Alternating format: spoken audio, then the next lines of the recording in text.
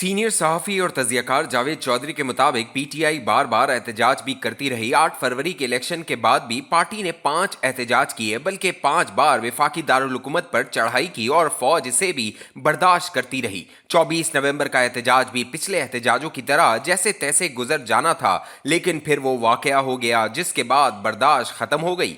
25 और 26 नवंबर की दरमियानी शब 2:45 बजे स्याह रंग की एक गाड़ी ने 3 रेंजर्स को कुचलकर शहीद कर दिया। ये सीधा सादा ऐलान जंग था और इसके बाद वही हुआ जो 2007 में जंडुला में हुआ था। ब्लू एरिया की तमाम लाइट्स बंद कर दी गईं और 10 मिनट बाद पूरा मैदान खाली था। तमाम गैरतमंद अपनी लीडरशिप समेत गायब थे। अब सवाल यह है, क्या 26 नवंबर की रात इस्लामाबाद में फायरिंग हुई थी? इसका जवाब ना और हां दोनों है। लोगों ने इस रात फायरिंग की आवाज सुनी थी, लेकिन ऑपरेशन के बाद किसी इमारत पर फायर का निशान था और ना ग्राउंड पर जख्मी और लाशें थी। अगला सवाल यह है कि अगर फायरिंग हुई तो फिर इसके निशान और नुकसानात कहां गए? इसका जवाब है फौज रेंजर्स के पास 2 किस्म की गोलियां होती हैं। एक प्रैक्टिस बुलेट्स, ये डमी राउंड भी कहलाती हैं, और दूसरी असली गोलियां। डमी बुलेट्स भी आम गोलियों की तरह होती हैं। इनमें बारूद भी होता है लेकिन सिक्का नहीं होता। चुनाचा जब ये चलाई जाती हैं तो इनकी आवाज गोली की तरह होती है, लेकिन मशीन गन या राइफल से सिक्का नहीं निकलता, लिहाजा नुकसान नहीं होता।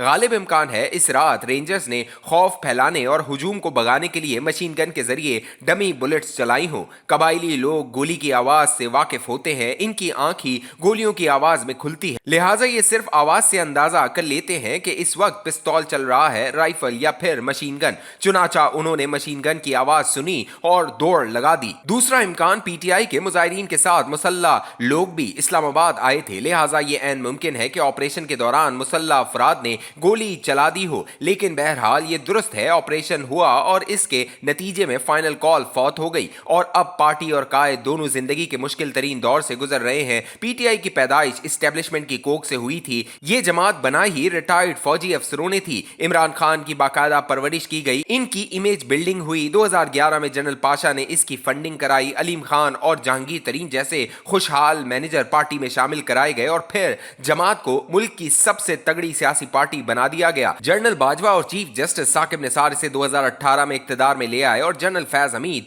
पार्टी और इक्तदार दोनों चलाते रहे। पार्टी की हालत यह थी कि 2020 में एफबीआर के चेयरमैन जावेद गनी थे। वो वजीर आजम को ब्रीफिंग देने गए। वजीर आजम ने चंद मिनट सुनने के बाद इन्हें हुक्म दिया, आप आपारा जाएं और जनरल फैज हमीद को ब्रीफिंग दें। इसके बाद चेयरमैन एफबीआर हर जुमा नमाज के बाद आईएसआई के हेडक्वार्टर जाते थे और जनरल फैज को टैक्स कलेक्शन की ब्रीफिंग देते थे। एफबीआर के मेंबर्स, डीजी और बाज औकात कलेक्टर्स तक का फैसला जनरल फैज हमीद करते थे। ये सिलसिला चलता रहा, लेकिन फिर इमरान खान ने सऊदी अरब जैसे इन मुल्कों को नाराज कर दिया जिनके बगैर पाकिस्तान अपनी मईशत नहीं चला सकता। दूसरा, ये फौज के सिस्टम के अंदर घुस गए और उन्होंने जनरल फैज हमीद को पूरी फौज के सामने खड़ा कर दिया। फौज पंजाब और केपी में उस्मान बुजदार और महमूद खान जैसे नमूनों से भी तंग थी। विफाक में भी रोजाना की बुनियाद पर सर्कस जारी थी। चुनाचा फौज पीछे हट गई और इमरान खान की हुकूमत गिर गई, लेकिन उस वक्त भी कौमी असेंबली और सेनेट में पीटीआई की अक्सरियत थी और पंजाब के आजाद कश्मीर और गिलगित बल्तिस्तान में इसकी हुकूमत थी। बानी को चाहिए था ये सब्र करते और फौज को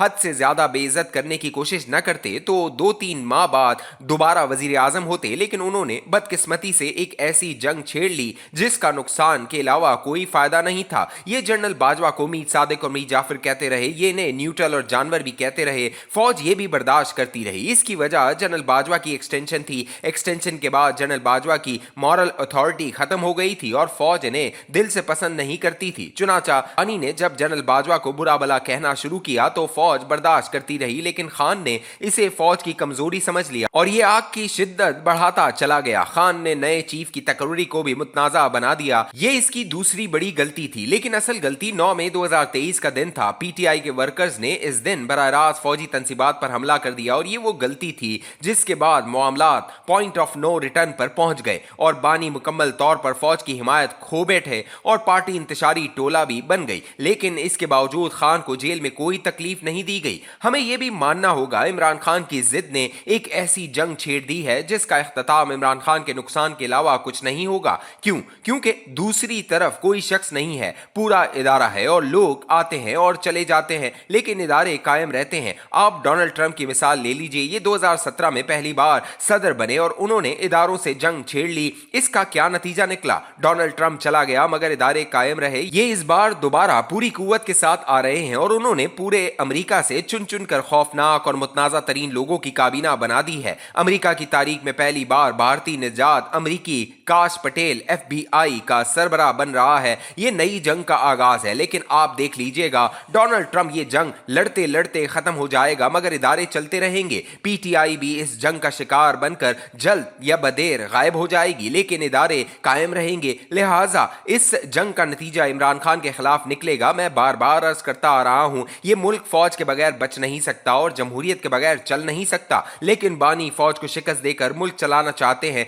जो नामुमकिन है और बानी की इस सोच ने मुल्क को तबाह करके रख दिया। मैं दिल से समझता हूं अगर इमरान खान के सारे जराइम माफ कर दिए जाएं तो भी इसकी 3 गलतियां नाकाबिले माफी हैं। इसकी सियासी हिमाकतों की वजह से दोनों पुरानी सियासी जमातें और इनकी मुस्तरद शुदा क़यादत दोबारा हमारे सरों पर नाजिल हो गई। आज अगर नून लीग पीपल्स पार्टी और MQM इक़्तिदार में है तो इसका सारा क्रेडिट बानी को जाता है। दूसरा, खान ने पूरे मुल्क को नफरत की आग में जला दिया। लोग अब एक दूसरे के गले पड़ते हैं और ये लड़ाई खानदानों में चली गई है। और इसका तीसरा नाकाबिले माफी जुर्म गैर जानिबदार मीडिया का कत्ल है। सहाफियों के पास अब 2 ऑप्शन है, ये खान का साथ दें या एस्टेब्लिशमेंट का, और इस मजबूरी ने पूरे मुल्क का बेड़ा गर्क कर दिया। सहाफत खत्म हो गई और ये वो गलती है जिसे तारीख भी माफ नहीं करेगी।